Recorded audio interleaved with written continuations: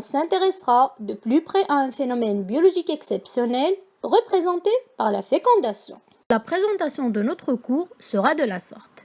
Premièrement, des généralités sur la fécondation, notamment avec une petite définition, déterminer le lieu de fécondation et la période de fécondabilité, suivre le trajet et le transit des spermatozoïdes au niveau des voies génitales féminines et le phénomène de capacitation, à savoir la traversée du canal cervical, le passage dans la cavité utérine, aussi au niveau des trompes, et finalement la capacitation des spermatozoïdes.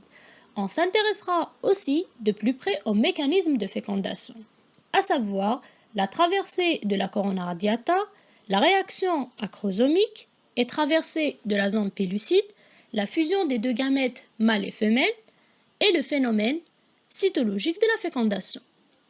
Et finalement, on s'intéressera aux conséquences de cette fécondation, représentée essentiellement par la formation de l'œuf fécondé qui est le zygote. Comme définition, la fécondation consiste en une fusion des deux gamètes, mâles et femelles. La gamète mâle est représentée par le spermatozoïde à N chromosomes et la gamète femelle est représentée par l'ovocyte 2 bloqué en métaphase 2, toujours à N chromosomes. Ces deux gamètes-là vont fusionner en une seule et unique cellule diploïde somatique à 2N chromosomes, formant ainsi ce qu'on appelle l'œuf fécondé ou le zygote. Pour ce qui est du lieu de fécondation, il siège exactement au niveau du tiers externe de la trompe de Fallope ou la trompe utérine, aussi appelée l'ampoule tubaire. L'une des conditions essentielles à ce phénomène de fécondation est le fait que la femme soit en période de fécondité, augmentant ainsi ses chances de tomber enceinte. Petit rappel des préacquis, les gamètes femelles sont produites de façon cyclique au niveau des ovaires. Cela veut dire que les deux ovaires travaillent à tour de rôle. Et le jour de l'ovulation, pour un cycle de 28 jours, est au bout du 14e jour. Ceci s'explique par le fait que la durée de la phase lutéale, donc la phase post-ovulatoire, est relativement stable, durant 14 jours. Donc, à titre d'exemple, pour un cycle de 32 jours, l'ovulation sera au bout du 18e jour. Donc, on a 32 moins 14. Maintenant, on va suivre le trajet du spermatozoïde et son transit au niveau des voies génitales féminines à partir du vagin jusqu'à l'ampoule tubaire, siège du phénomène de fécondation. Dans les conditions normales, l'éjaculation dépose dans le vagin 200 à 300 millions de spermatozoïdes, l'équivalent de 2 à 6 millilitres de sperme. Et vu que le pH vaginal est acide, compris entre 3 et 4, celui-ci est défavorable à la survie de ces spermatozoïdes qui remontent le long du canal cervical. Premièrement, on va commencer par la traversée du canal cervical. Le mucus ou la glaire cervicale est sécrété dans les jours précédant l'ovulation sous l'influence des oestrogènes. Donc, avant l'ovulation, la sécrétion du mucus ou de la glaire cervicale est maximale. C'est un réseau de glycoprotéines qui constitue la première barrière physiologique, régulatrice du nombre de spermatozoïdes. La glaire cervicale présente au moment de l'ovulation les caractéristiques les plus favorables à l'ascension des spermatozoïdes, à savoir un pH alcalin, donc qui ressemble au pH du liquide spermatique, la richesse en eau, des acides aminés et des électrolytes, et peu de leucocytes, avec une viscosité faible. Le franchissement du canal cervical est rapide, environ 2 à 10 minutes. Quelques millions seulement de ces spermatozoïdes-là, déposés au niveau vaginal, vont arriver au niveau de la cavité utérine. Donc, ils vont franchir les premières barrières. Les autres restent captifs des cryptes glandulaires du col utérin, comme le montre l'image suivante. Comme vous voyez, à gauche, la glaire cervicale, avant l'ovulation, au début du cycle, présente des filaments de mucus fortement ramifiés, empêchant ainsi l'ascension des spermatozoïdes le long de la cavité utérine. Tandis que l'image à droite, décrivant l'état de la glaire cervicale quelques jours avant et durant l'ovulation. Celle-ci offre à décrire des filaments de mucus formant des mailles larges, facilitant ainsi le chemin des gamètes masculines en course à la fécondation. Dans la cavité utérine, les spermatozoïdes se déplacent grâce à leur flagelle. Flagelle qui est l'élément permettant la mobilité. Cette caractéristique-là est acquise au niveau de l'épididyme durant la phase de maturation de ces gamètes mâles. Leur transport soutenu et rapide vers l'isthme tubaire du côté du follicule dominant est assuré par le péristaltisme utérin, qui sont des contractions du muscle utérin. L'ovocyte 2, bloqué en métaphase 2, exerce un effet chimiotactique sur ces spermatozoïdes-là, favorisant l'orientation du flux de ces gamètes du côté du follicule dominant. Quelques milliers seulement de ces gamètes parviendront aux trompes, car les glandes utérines représentent la deuxième barrière à l'ascension de ces gamètes. Certains spermatozoïdes meurent donc phagocytés ou pris au niveau des cryptes glandulaires. Au niveau des trompes, les SPZ rencontrent une autre barrière qui est la jonction tubo-utérine. Ils remontent le courant qui entraîne le liquide tubaire vers l'utérus grâce à leur flagelle. Toujours la caractéristique de mobilité. Quelques centaines de ces gamètes seulement parviendront au tiers externe de la trompe pour y rencontrer l'ovocyte. Un certain nombre de ces gamètes-là quitteront la trompe par l'ostium tubaire.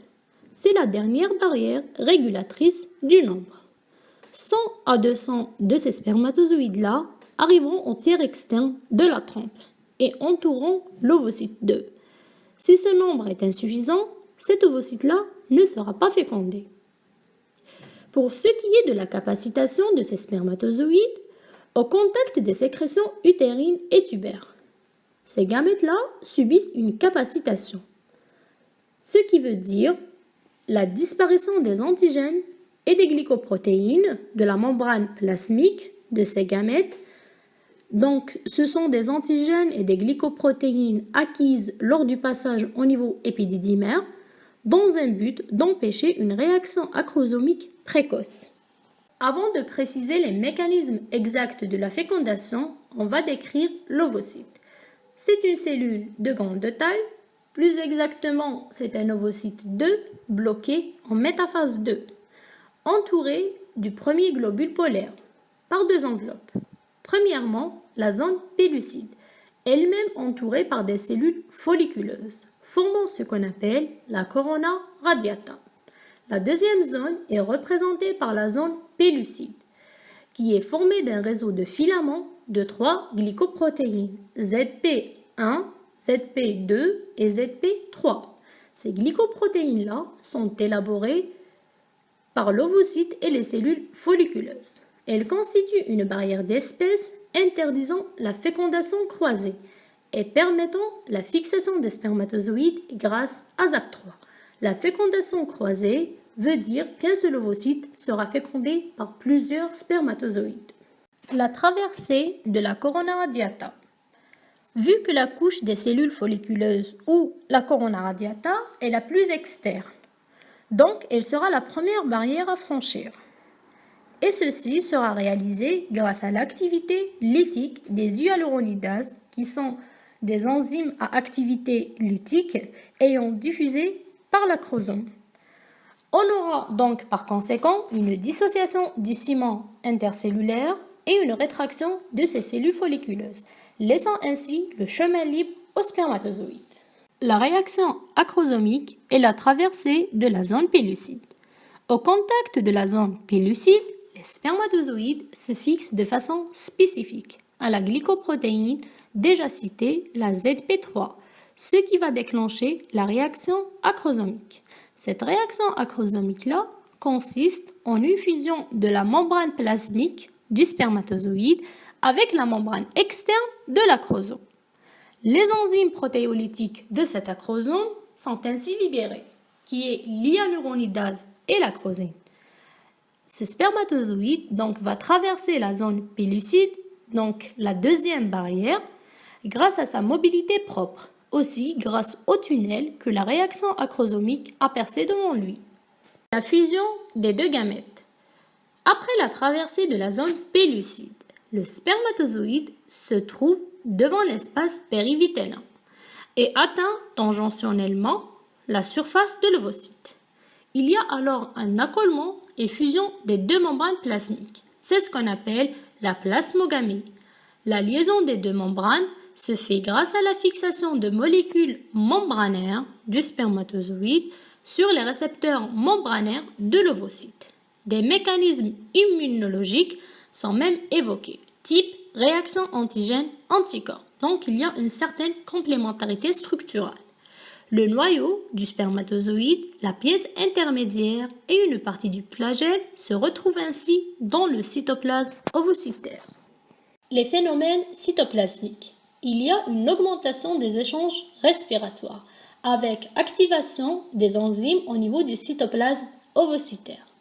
La réaction corticale consiste en une exocytose du contenu des granules corticales, qui sont des enzymes lysosomiales, donc lytiques, dans l'espace périvitellin, ce qui a pour conséquence la dénaturation des glycoprotéines de la zone pellucide, donc les glycoprotéines de surface de la zone pellucide, empêchant ainsi la fixation d'autres spermatozoïdes.